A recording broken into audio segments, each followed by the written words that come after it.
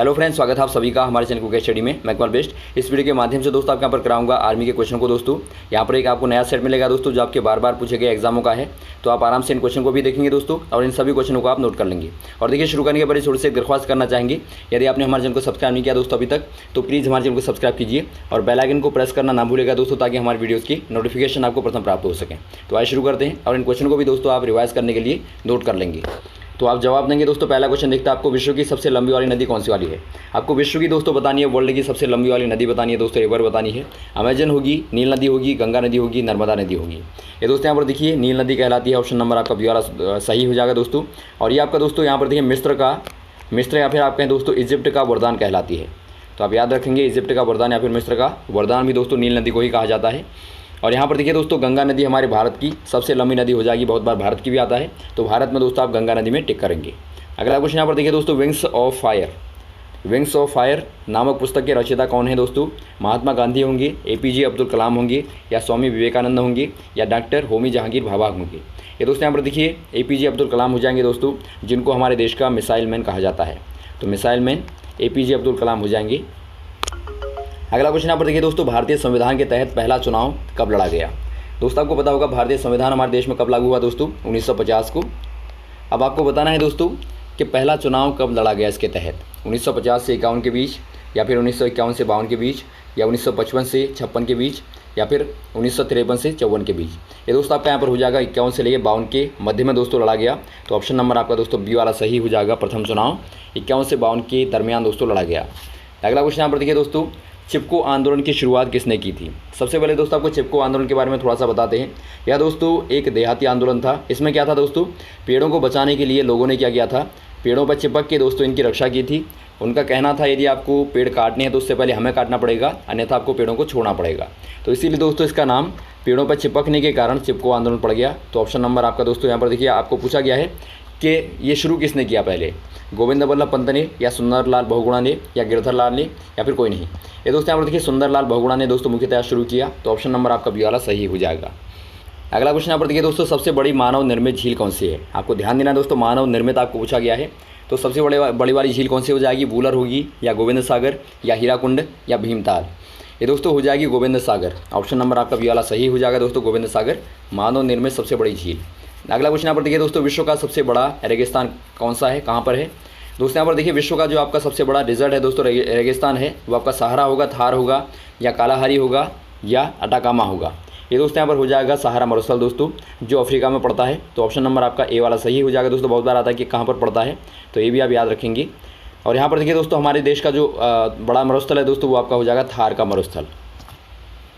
अगला क्वेश्चन यहाँ पर देखिए दोस्तों, आंध्र प्रदेश का शास्त्रीय नृत्य क्या है।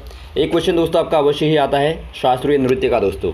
तो आपको सभी राज्यों के अपने अपने उनके दोस्तों अपने अपने शास्त्रीय नृत्य होते हैं कल्चर के हिसाब से।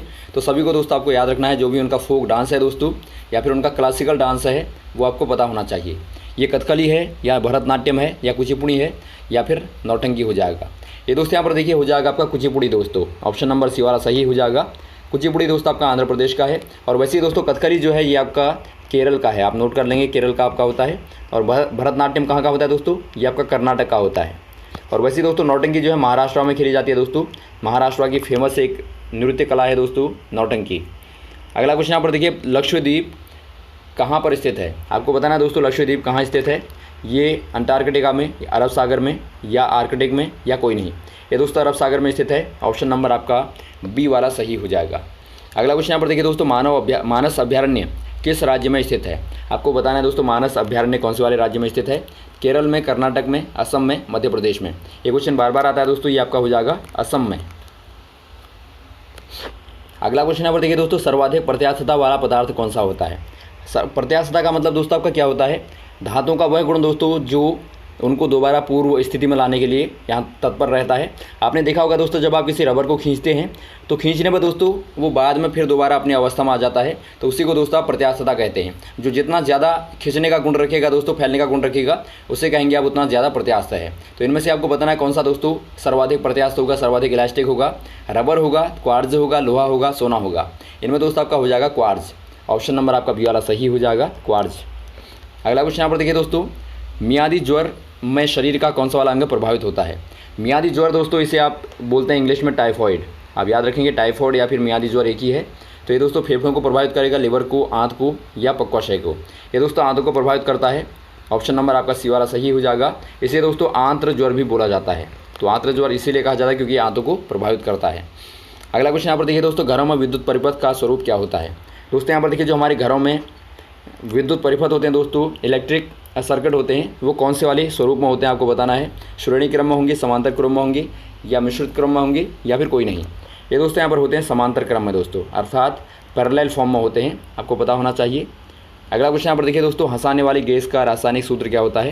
ये क्वेश्चन बार बार आता है दोस्तों, आपका बताइए लाफिंग गैस का केमिकल फार्मूला क्या होता है। ये आपका N2O होगा या NO2 होगा या D2O होगा या फिर CO होगा। ये दोस्तों आपके यहाँ पर होता है नाइट्रस ऑक्साइड दोस्तों। ऑप्शन नंबर ए वाला सही हो जाएगा, N2O। और वैसे ही दोस्तों आपका D2O क्या है, भारी जल का होता है दोस्तों, हैवी वाटर का होता है, ये भी आपका बार बार आता है, ड्यूटेरियम ऑक्साइड। और वैसे ही दोस्तों CO क्या है, हानिकारक गैस होती है दोस्तों, जिसे आप बोलते हैं कार्बन मोनोऑक्साइड। तो ये भी आप याद रखेंगे। अगला क्वेश्चन यहाँ पर देखिए दोस्तों, दूध से दही बनने में कौन सा जीवाणु होता है दोस्तों। यहाँ पर देखिए दो प्रकार के जीवाणु होते हैं, दो प्रकार के बैक्टीरियाज होते हैं दोस्तों, जो मानव के लिए लाभदायक होते हैं और एक दोस्तों मानव के लिए हानिकारक होते हैं। तो यहाँ पर देखिए दोस्तों, जो बैक्टीरिया दूध से दही बनाता है वो लाभदायक होता है मानव के लिए। तो आपको बताना है इनमें से कौन सा वाला होता है, राइजोबियम होगा, लैक्टोबैसिलस होगा या जाइलम होगा या कोई नहीं। ये दोस्तों आपका होता है लैक्टोबैसिलस दोस्तों। ऑप्शन नंबर आपका बी वाला सही हो जाएगा। और इसी के कारण होता है दोस्तों, जो दूध और दही में पाया जाने वाला अम्ल होता है वो क्या होता है, लैक्टिक अम्ल होता है। तो वो दोस्तों आपका इसी के कारण होता है।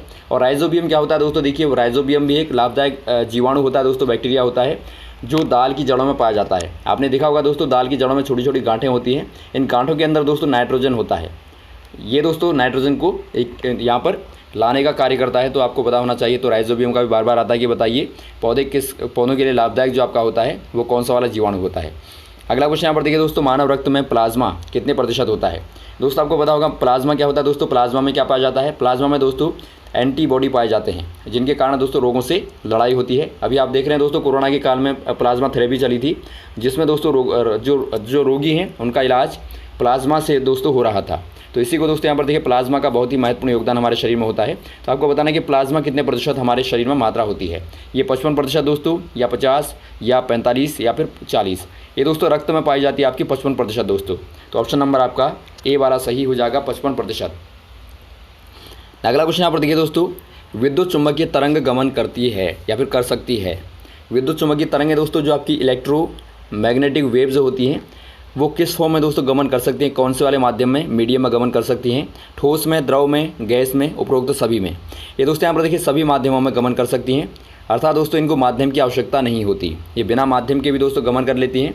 आपने देखा होगा दोस्तों, जो आपकी यहाँ पर बहुत ही छोटा एग्जाम्पल है, प्रकाश होता है सूर्य का, वो दोस्तों एक प्रकार का चुंबकीय वैद्युत चुंबकीय किरण है दोस्तों, तरंग है।